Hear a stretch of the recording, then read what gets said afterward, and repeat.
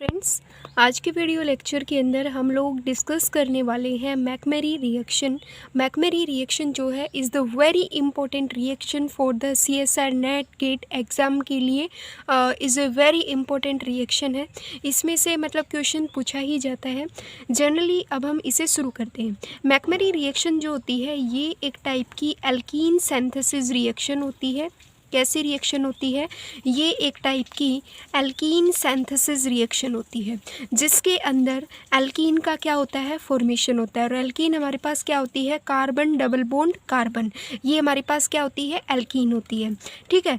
दूसरा पॉइंट हम यहाँ पे लिखेंगे मैकमेरी रिएक्शन का। सबसे पहले हम एक नोट्स लिखेंगे, फिर हम उसके कुछ एग्जाम्पल को करेंगे। जो मैकमेरी रिएक्शन होती है इसमें जनरली क्या होता है, हमें प्रोडक्ट के रूप में एल्कीन मिलती है। ठीक है। दूसरा यहाँ पे हम लिखेंगे कि इसमें जो कैटालिस्ट होता है, ये जो मैकमेरी रिएक्शन होती है ये टाइटेनियम बेस्ड कैटालिस्ट रिएक्शन होती है। टाइटेनियम बेस्ड कैटालिस्ट रिएक्शन होती है। मींस इसके अंदर जो है टाइटेनियम लाइक कैटालिस्ट का यूज़ होता है, like TiCl3 titanium trichloride, titanium Cl4। और वो किसके साथ होगा, वो होगा रिड्यूसिंग एजेंट के साथ। किसके साथ होगा, रिड्यूसिंग एजेंट के साथ होगा। जो इस रिड्यूसिंग एजेंट इस टाइटेनियम के साथ रिएक्ट करेगा, जिससे टाइटेनियम की ऑक्सीडेशन जो है कितनी है, 3 ऑक्सीडेशन स्टेट है, इसको कन्वर्ट कर देगा 0 ऑक्सीडेशन स्टेट के अंदर। जब इस पे क्या होगा कि टाइटेनियम के पास जो इलेक्ट्रॉन होंगे वो रिएक्ट करेंगे रिएक्टेंट के साथ। ठीक है, समझ में आया। अब देखो तीसरा पॉइंट हम यहाँ पे ये लिखेंगे कि जो मैकमेरी रिएक्शन होती है इसको हम also called as a reductive dimerization reaction, इसको हम रिडक्टिव डाइमराइजेशन रिएक्शन भी बोलते हैं। ठीक है। दूसरा अब हम यहाँ पे क्या लिखेंगे कि हमारे पास जनरली क्या होता है कि जो रिएक्टेंट होता है वो टाइटेनियम TiCl3 टाइटेनियम ट्राइटेट्राक्लोराइड की प्रेजेंस में, और साथ में कोई भी रिड्यूसिंग एजेंट हो सकता है अपने पास, एंड जिंक कॉपर की प्रेजेंस में, लिथियम एल्यूमिनियम रिड्यूसिंग एजेंट की प्रेजेंस में, यहाँ पे हमें एल्कीन प्रोडक्ट मिलेगा। ठीक है, ये बीच का समझ में आया, एल्कीन प्रोडक्ट समझ में आया। अब हम ये देखने वाले हैं कि रिएक्टेंट की फॉर्म में हम लोग क्या क्या लेंगे। रिएक्टेंट की फॉर्म में हम लोग लेंगे कार्बोनिल। ठीक है। अब वो कार्बोनिल आपका एल्डिहाइड भी हो सकता है। ठीक है, लाइक द फॉर्मल एल्डिहाइड, मतलब फॉर्मल एल्डिहाइड हो सकता है, फॉर्मल एल्डिहाइड हो सकता है, एल्डिहाइड हो सकता है, फॉर्मल एल्डिहाइड हो सकता है, एल्डिहाइड हो सकता है, कीटोन हो सकता है। मेन मकसद क्या होता है कि उसमें carbonyl is very necessary for McMurry reaction. McMurry reaction के अंदर कार्बोनिल बहुत ही ज़्यादा ज़रूरी है, मतलब रिएक्टेंट के अंदर कार्बोनिल होना ही नेसेसरी है, तभी मैकमेरी रिएक्शन आगे प्रोसेस में आएगी। ठीक है। अब यहाँ पे ये हो सकता है कि रिएक्शन जो मैकमेरी रिएक्शन होती है ये इंटरमोलिकुलर रिएक्शन भी होती है और इंट्रामोलिकुलर रिएक्शन भी होती है। ठीक है। इंटर का मतलब होता है कि दो अलग अलग टाइप के 2 कार्बोनिल मोलिक्यूल भी हो सकते हैं, जैसे कि ये अपने पास एल्डिहाइड है, ऐसे 2 कार्बोनिल भी हो सकते हैं। ये इंटरमोलिकुलर रिएक्शन भी हो सकती है, उसका भी हम एग्जाम्पल देखेंगे, और इंट्रामोलिकुलर रिएक्शन का भी एग्जाम्पल देखेंगे। अब सबसे पहले आता है कि जो अपने पास रिएजेंट है वो कैसे वर्क करेगा। ठीक है।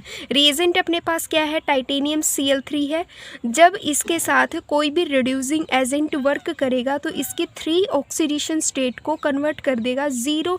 ये रिड्यूसिंग एजेंट टाइटेनियम Cl3 को कन्वर्ट कर देगा टाइटेनियम 0। ठीक है, मीन्स इसकी 0 ऑक्सीडेशन स्टेट बना देगा, जिसमें इसके पास अच्छे खासे इलेक्ट्रॉन होंगे।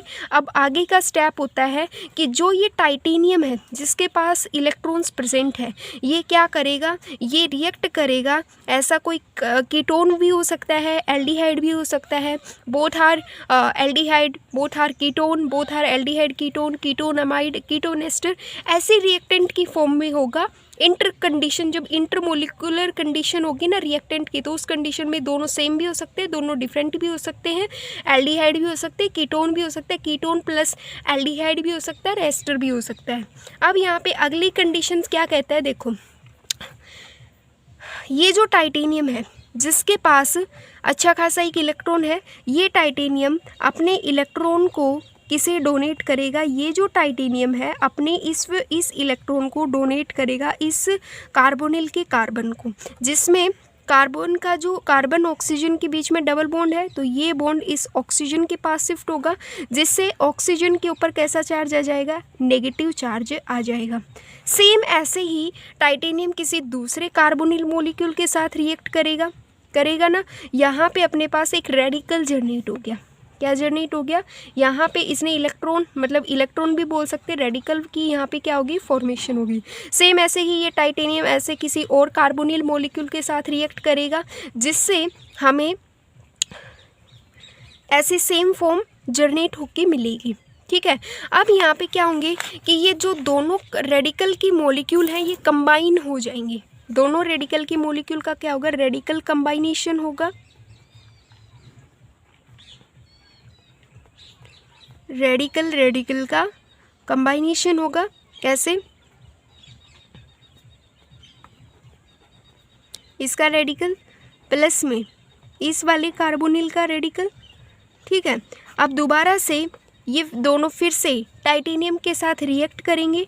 टाइटेनियम के साथ रिएक्ट करेगा जब यहाँ पे ये जो टाइटेनियम है अब इन दोनों ऑक्सीजन के साथ रिएक्ट करके कुछ ऐसी कंडीशन फॉर्म कर लेगा कि यहाँ पे देखो इन दोनों के बीच में पहले तो सिंगल बॉन्ड बनेगा ऐसे, ठीक है, और ये ऑक्सीजन है, ऑक्सीजन, दोनों ऑक्सीजन के बीच में टाइटेनियम लग गया। अब देखो टाइटेनियम इन दोनों ऑक्सीजन को बाहर निकाल के लेके जाएगा, तो ये बॉन्ड यहाँ पे शिफ्ट, ये बॉन्ड ऐसे शिफ्ट हो जाएगा। यहाँ पे क्या जनरेट हो गया, क्या फॉर्मेशन होगी, carbon carbon double bond alkene की फॉर्मेशन हो चुकी है। ठीक है, तो ये तो स्टेप था जब इंटरमोलिकुलर रिएक्शन होती है। अब दूसरा स्टेप हम लोग करते हैं जब इंट्रामोलिकुलर रिएक्शन हो मैकमेरी के अंदर। देखो दूसरा, अब यहाँ पे एक पॉइंट और लिखने का है कि जो मैकमेरी रिएक्शन होती है, जो मैकमेरी अपने पास जो मैकमेरी रिएक्शन होती है, इसमें हमें प्रोडक्ट के रूप में क्या मिला है, प्रोडक्ट के रूप में अपन लोगों को एल्कीन मिली है। क्या मिली है, एल्कीन मिली है। अब वो एल्कीन ई टाइप एल्कीन भी हो सकती है और जेड टाइप एल्कीन भी हो सकती है, मतलब ई टाइप एल्कीन भी हो सकती है और जेड टाइप एल्कीन भी हो सकती है। ई टाइप एल्कीन भी हो सकता है और जेड टाइप एल्कीन भी हो सकता है। जो ई टाइप एल्कीन होती है वो ट्रांस एल्कीन होती है और जो जेड टाइप एल्कीन होती है वो सिस एल्कीन होती है। प्रोडक्ट अगर मतलब इसमें ई टाइप और Z type both type alkene produce हो सकता है। अगर दो एल्कीन प्रोड्यूस होने की वहाँ पे कंडीशन जनरेट होती है, तो इन दीज कंडीशन के अंदर जो ई टाइप एल्कीन होगी अपने पास वो क्या होगा, वो मेजर प्रोडक्ट कहलाएगा और जेड टाइप का जो होगा वो माइनर होगा। तीसरा पॉइंट ये लिखने का है, अगर रिएक्शन एल्डिहाइड हो, अगर इंट्रामोलिकुलर रिएक्शन होती हो, अगर इंट्रामोलिकुलर रिएक्शन दी हुई हो, जैसे कि ऐसी वाली कंडीशन हो, जैसे मान लो अगर ये वाली कंडीशन दी हुई होती हो, तो इन दीज कंडीशन में टाइटेनियम जो है इस कार्बोनिल पे अटैक करेगा या फिर इस कार्बोनिल पे अटैक करेगा, ये हमें ध्यान रखना है। तो टाइटेनियम जो है वो टाइटेनियम जो है एल्डिहाइड और कीटोन की, ये एल्डिहाइड है और ये वाला अपने पास कीटोफॉर्म है। तो जो टाइटेनियम है वो अपने इलेक्ट्रॉन को अपने इलेक्ट्रॉन किसे डोनेट करेगा, कीटोन को डोनेट करेगा, क्योंकि कीटोन जो होता है इज़ मोर रिएक्टिव, कीटोन जो होता है वो मोर रिएक्टिव होता है देन एल्डिहाइड से। तो इन दीज कंडीशन में जब टाइटेनियम इस वाले एल्डिहाइड वाले कार्बोनिल को अपना इलेक्ट्रॉन डोनेट करेगा, तो यहाँ पे जो एल्कीन बनेगी वो मेजर बनेगी। ठीक है, मैकमेरी रिएक्शन को हम टाइटेनियम पिनाकोलेट रिएक्शन भी बोल सकते हैं। ठीक है, नेक्स्ट रिएक्शन में एक और पॉइंट ये लिख सकते हैं कि प्रोडक्ट कीटो वाला जो होगा ना, यहाँ पे जो कीटो कपल का प्रोडक्ट बनेगा वो मेजर होगा, एल्डिहाइड से जो प्रोडक्ट बनेगा वो माइनर होगा। नेक्स्ट हमारी इसी स्टेप से अब हम इंट्रामोलिकुलर रिएक्शन का इंट्रामोलिकुलर मैकमरी रिएक्शन का एक एग्जाम्पल को करके देखते हैं। ठीक है, इंट्रामोलिकुलर वाले में यहाँ पे क्या दिया हुआ है, ये वाली कीटो फॉर्म है, ये वाली एल्डिहाइड फॉर्म है, और यहाँ पे दूसरा कोई कार्बोनिल दिया हुआ है। ठीक है, इंट्रामोलिकुलर नहीं है, ये तो था कि अगर एल्डिहाइड कीटोन दिया हुआ हो और सेकंड कार्बोनिल हो, और तब टाइटेनियम किस पे जाके अटैक करेगा, इस पे तो अटैक करेगा, यहाँ पे रेडिकल जनरेट करेगा। इन दोनों की इस कार्बोनिल और इस वाली कार्बोनिल की कंडीशन में टाइटेनियम इस वाले कार्बोनिल के ऊपर अटैक करेगा, क्योंकि ये मोर रिएक्टिव साइट है। ठीक है, तो यहाँ पे रिएक्ट करेगा ऑक्सीजन पे नेगेटिव, इधर एक रेडिकल जनरेट होगा, यहाँ पे ये वाली कंडीशन होगी, सेकंड इस वाले कार्बोनिल पे ये अटैक करेगा। सेम कंडीशन क्या होगी, टाइटेनियम Cl3 होगा, टाइटेनियम Cl3, टाइटेनियम Cl4 होगा, कोई भी रिड्यूसिंग एजेंट हो सकता है, जिंक कॉपर की प्रेजेंस में ये रिएक्शन होगी। और दूसरा कार्बोनिल भी सेम इसी प्रकार से अपना ऑक्सीजन पे नेगेटिव और यहाँ पे रेडिकल होगा, ये रेडिकल कंबाइन होंगे, दोनों ऑक्सीजन, ये जो दोनों ऑक्सीजन है ये बाहर निकल जाएंगे। रिएक्शन अपने पास क्या बनेगी, रिएक्शन अपने पास होगी, प्रोडक्ट अपने पास क्या बनेगा,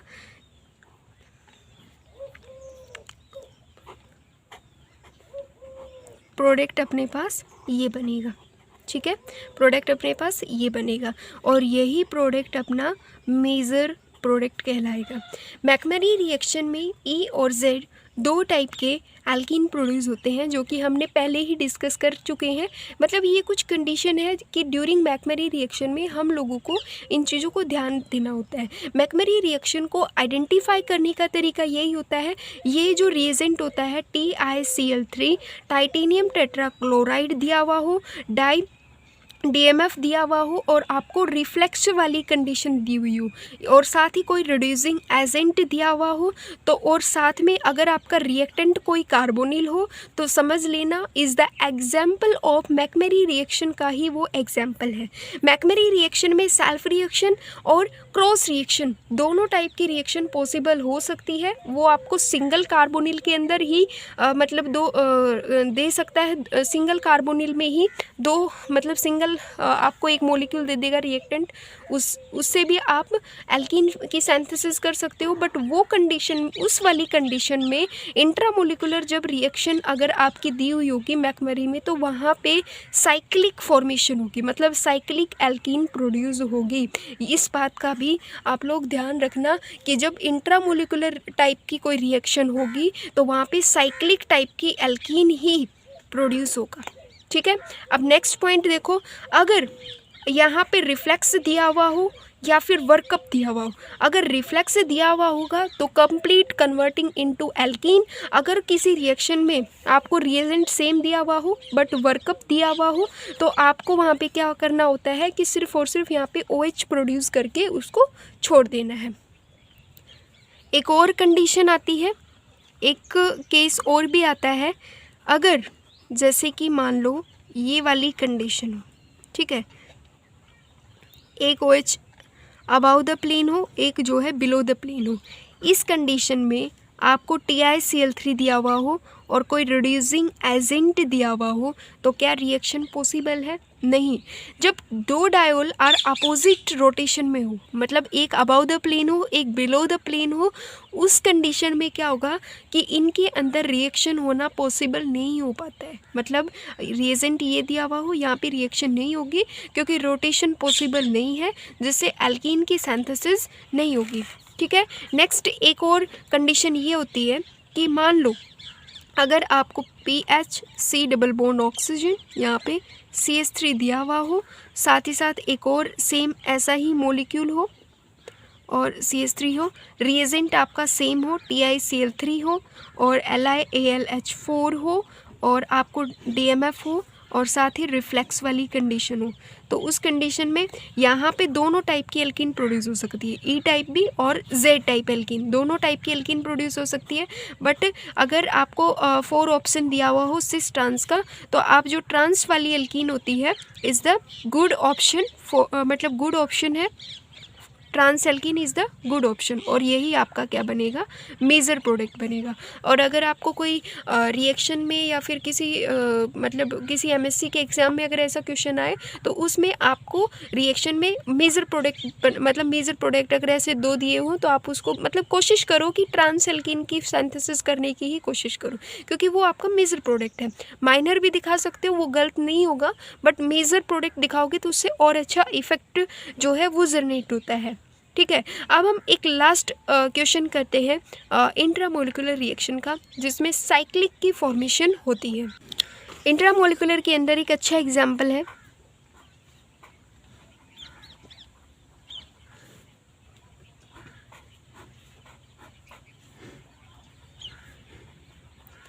मतलब सिंगल यही एक मॉलिक्यूल दिया हुआ हो और TiCl3 हो कंडीशन, LiAlH4 हो रिड्यूसिंग एजेंट के साथ, DMF और रिफ्लेक्स की कंडीशन हो। ठीक है, तो यहाँ पे क्या होगा कि जो अपना जो टाइटेनियम है वो अपने इलेक्ट्रॉन को एक बार इसे डोनेट कर देगा और एक बार इसको डोनेट कर देगा। ठीक है, तो यहाँ से 1 2 3 4 5 और 6 मतलब 6 मेंबर रिंग की फॉर्मेशन होगी इन दोनों के बीच में, ये इन दोनों। और देखो फर्स्ट और सिक्स्थ कार्बन ये है अपने पास, first second third fourth fifth और सिक्स्थ कार्बन है ना, क्योंकि देखो टाइटेनियम ने एक बार इस वाले कार्बोनिल पे अटैक किया और एक बार इस वाले कार्बोनिल पे इसने अटैक किया, तो एक बार यहाँ पे रेडिकल जनरेट हुआ, एक बार यहाँ पे रेडिकल जनरेट होगा, और जिससे ऑक्सीजन पे नेगेटिव मतलब रेडिकल ने, जैसे ये रेडिकल था, दोनों ने बॉन्ड फॉर्मेशन करके पहले एक सिंगल बॉन्ड बना लिया और इस पे ऑक्सीजन नेगेटिव ये हो गया, और यहाँ पे जो इस साइड की जो चेन है इसको हम ऐसे रिप्रेजेंट कर देते हैं CH3 और ये हो गया CH3। अभी दोबारा से टाइटेनियम क्या करेगा अपना, वो फिर से दोबारा से रिएक्ट करेगा। जब टाइटेनियम दोबारा से रिएक्ट करेगा तो दोनों ऑक्सीजन को बाहर निकाल के ले जाएगा और यहाँ पे आपकी एल्कीन की सिंथेसिस हो जाएगी।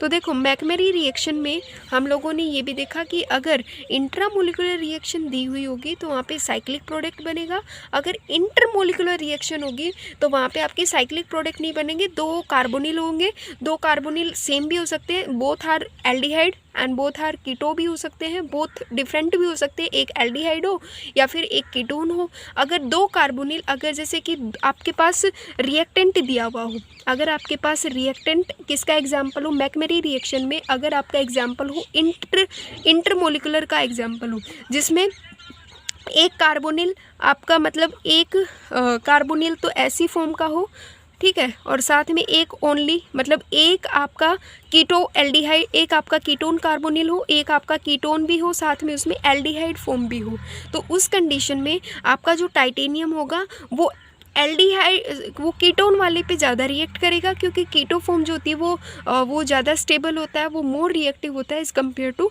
एल्डिहाइड के। तो इस बात का भी हमें मैकमरी रिएक्शन में ध्यान रखना होता है। अगर मैकमरी रिएक्शन में मतलब जैसे डायोल वाली कंडीशन में भी होता है, अगर 2 डायोल अपोजिट डायरेक्शन में है, अगर एक अबाव द प्लेन है एक बिलो द प्लेन है, उस कंडीशन में रोटेशन पॉसिबल नहीं हो पाता है, रिएक्शन जो है आगे प्रोसीड नहीं होगी। अगर जैसे कि ये वाली कंडीशन दी हुई हो, ठीक है, और आपको TiCl3 दिया हुआ हो, साथ में कोई भी रिड्यूसिंग एजेंट दिया हुआ हो और DMF के साथ रिएक्शन हो, अब यहाँ पे रिफ्लेक्स ना हो के वर्कअप वाली कंडीशन हो, तो रिएक्शन में आपका पता है क्या पड़ेगा, ये 2 मॉलिक्यूल है, तो यहाँ पे जो रिएक्शंस बनेंगी वो कुछ ऐसी बनने वाली है, ठीक है, जिसमें आपका ओनली फॉर डायोल फॉर्मेशन होगा। रिएक्शन मतलब एल्कीन नहीं बनाना है आपको, ओनली फॉर डायोल बनाना है। अगर वीडियो अच्छा लगा तो प्लीज़ इसे लाइक कीजिएगा एंड शेयर कीजिएगा। Thank you very much.